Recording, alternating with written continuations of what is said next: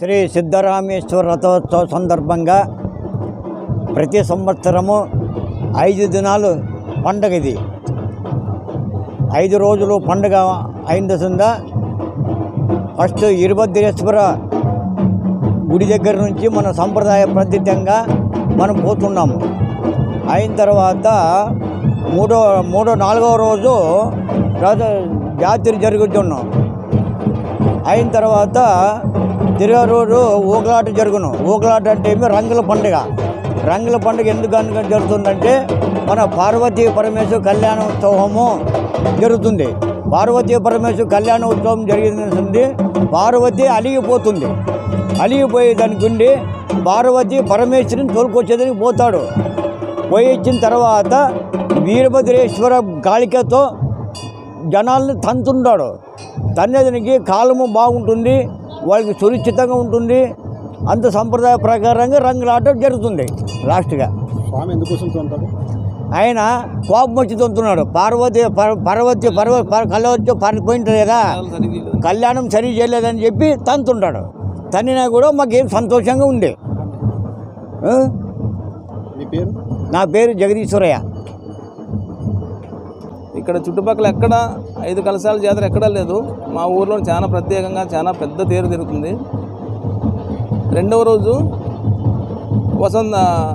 సాంస్కృతిక కార్యక్రమాలు, నందికోలు సేవ, తెల్లవారులు నందికోలు సేవ చేస్తారు. 3వ రోజు పార్వతీ పరమేశ్వర కళ్యాణం.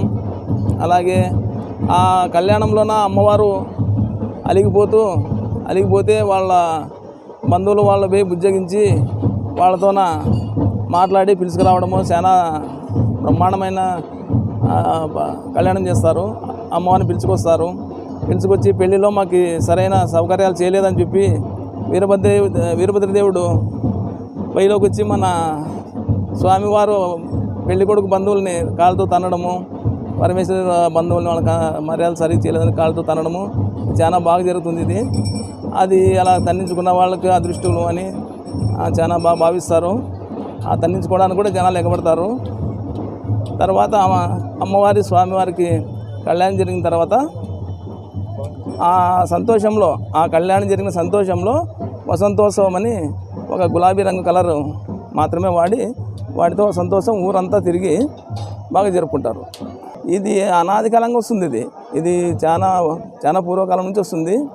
ఆ కాలంతో జంగమ వాళ్ళు, మఠం వాళ్ళు, ఆయన జంగమాళ్ళ వాళ్ళ పాదం తగిలితే మంచిది, మోక్షం అని చెప్పి భావిస్తూ వాళ్ళతో నా కాళ్ళతో తన్నించుకోవడానికి పెద్ద వాళ్ళు ఎగబడుతున్నారు. ఆయన మాకు పెళ్లిలో మర్యాదలు సరిగ్గా చేయలేదన్న భావంతో ఈ కార్యక్రమం నిర్వహించడం జరుగుతుంది. మంచి జరుగుతుందనే ఆ పని చేస్తున్నారు. అలా చేయకపోతే ఈ పద్ధతిని ఇంతవరకు రానిరు. చాలా బాగుంది. వాళ్ళ పూజారులే ఆ తంతు నిర్వహిస్తారు. నా పేరు హరికృష్ణ. నేను చిన్నవతూరు సర్పంచ్. ఇక్కడ జరిగే మా పండుగకు, ఇక్కడ జరిగేటటువంటి ఈ వసంతోత్సవానికి చుట్టుపక్కల గ్రామాలు అందరూ వస్తారు. జనాలు చూస్తారు. ఒక సాంప్రదాయబద్ధంగా జరుగుతుంది. ఒక గులాబీ రంగు కలర్ తప్ప వేరే పెయింట్ కానీ ఇంకోటి ఏది వాడరు. ఒక్క గులాబీ రంగు మాత్రమే చల్లుకుంటారు. అది పద్ధతి ప్రకారం శివపార్వతి కళ్యాణం అయిన తర్వాతే చల్లుకుంటారు. ఆ సంతోషంతో ఊరంతా ఊరేగింపు ఉంటుంది. అలాగే స్వామివారు అమ్మవారు పల్లెకులో ఊళ్ళో వస్తారు. ముందు వసంతోత్సవం ఆడుకుంటే ప్రజలంతా ఊరంతా తిరిగి సంబరాలు చేసుకొని సాయంత్రము కార్యక్రమాలు ముగిస్తారు.